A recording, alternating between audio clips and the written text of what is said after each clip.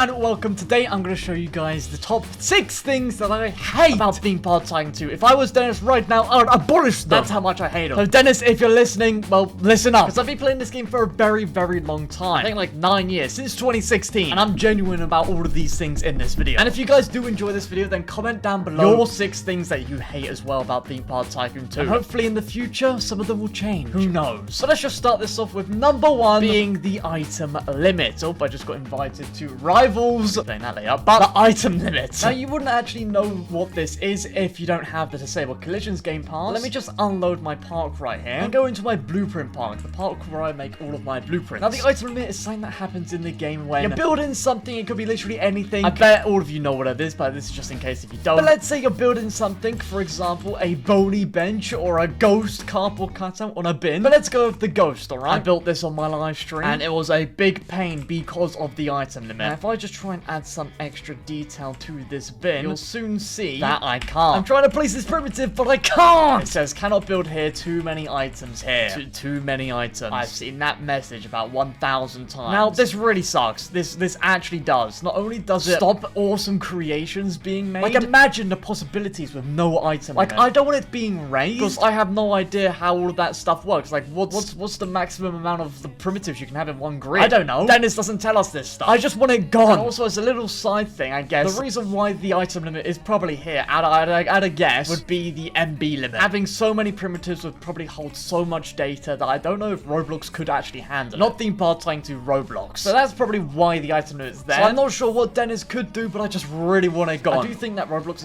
is increasing like data or storage or something like that. So maybe when Roblox does that, so can theme park Tycoon to increase the item limit and the MB limit. I would like the MB limit raised. You know, 12 MB. Come on. Because we have bigger plots. There's no way you can fit 4 MB worth of like an absolute mega park in this amount of space. I ran into the item limit while trying to build Mike Wazowski and then Sully. Like, I could definitely make this look so much better if there was no item limit. So yeah, I hope that makes sense. Just get rid of the item limit. Make it be gone so I can build me ghosts in peace. Alright, the next one is something that I think we can all get behind. The fact that there's just no communication. I hate that. There's no way to give feedback to Dennis. He does have a Twitter account, but it hasn't been active since I think like 2019. That's 5 years. There's no Discord server. There's no Reddit. There's no other place that you can contact him. You can DM him on Twitter, but you just get a bot response, and not a great one at that. So just some way so that we can like communicate to Dennis, or Dennis can communicate with us, just telling us when there's like an update. Because at the moment, when you get an update, it's literally like you have to join the game. There's no way to tell on the Roblox page if an update's coming out soon. The icon doesn't change, the title doesn't change, the thumbnails don't change, nothing. Like a good example is floor 2 of Doors. When floor 2 dropped, the title changed, the thumbnails changed, I think even the description might have changed, letting people know that an update is out. But you don't get that with theme park Tycoon 2. You just get a little box when you join the game, letting you know that an update's out, or an update might be out in a few days or something. But yeah, it really does kind of suck. I do think Dennis should maybe just like hire someone to do all of their like social media stuff, like just post on Twitter or something. Dennis, come on. There's obviously got to be a reason why Dennis doesn't already do that, because we've said many a times, everybody, even like Timon and Kosi,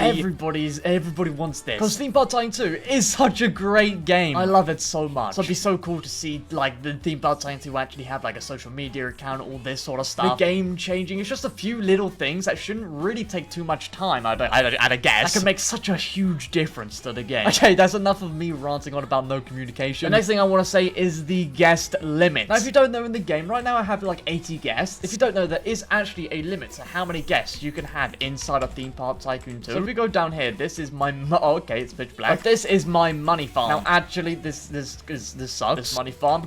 It is very short, but at max you could only have 200-ish people, or like 250, 260, something like that. But let's say I wanted to make huge money farm, one that could make insane amounts of money. 200 people can do that, but imagine what it could be like with like 500 people, 750 people. Not only would your money farms make so much more money, but if you're making a guest accessible park, your entire park will actually feel like a theme park, because instead of there being 200 people, there'll be like 750. So you'd actually have massive groups of people everywhere, and not just like one guest every like 100 blocks or something. It's a little thing, but I think it'll be really cool. We just had a raised limit on how many guests you can have in your park. I want to say it's as high of a priority as all the others on the list. I still think we should have more guests. Alright, the next thing on the list is the new map. Well, the new map. Actually, when this update dropped of the new map, I was actually one of the few people people who actually really like the look of this. Although I still prefer the old classic straight line. We all know that, the OGs. Where the OGs at. But now you have this. And it causes problems. Performance-wise, it sucks. So before you would load in, right? So this is OG. Like, put yourself back in, like, 2016. You'd load in. This is your park. You'd only load in that park over there and that park over there. That's 3 parks. But right now, if I'm loading here, I would load up my park, that person's park, that person's park, that person's park, and that park. That's 1, 2, 3, 4. That's a lot of parks. Which means my PC is going to fry. Especially when I'm trying to tour parks. It really sucks. Not only as someone trying to stream touring parks, but also as you guys trying to get in those touring park streams. Because you'll be waiting, let's say, like, you know, half an hour to an hour. You finally just got in, and your streamer has crashed because someone's loaded up a park. The server's overloaded because you're loading in too many parks at once. And now you're depressed because you've just wasted an entire hour of your life. Yeah, that's fantastic, Dennis. So yeah, although it looks cool, the performance sucks. I do really like this middle bit, though. I still do like that. I never had any crashes when I would load into a OG server with the straight line just going down when you loaded up 3 parks instead of the 5. But now I've like crashed, like I think the highest I've crashed is like 3 times in a stream, maybe 4, which is just crazy because it's really inconvenient. It's really annoying. It interrupts the flow of the stream. You have to like wait like 10 to 15 minutes for everyone's parks to load in. Touring parks with this new map has kind of sucked. But anyway, next thing on the list is the blueprint limit. You might not know this, but since the blueprint update has come out, we're able to now have other people's builds in our own park. Builds that we did not build. And it's very cool. I really like it. I love building blueprints, as you can see. I do a ton of blueprint building streams, so make sure to subscribe to not miss those. But one thing you might not have known is that there is actually a limit to how many blueprints you can make. And I think the limit is 27?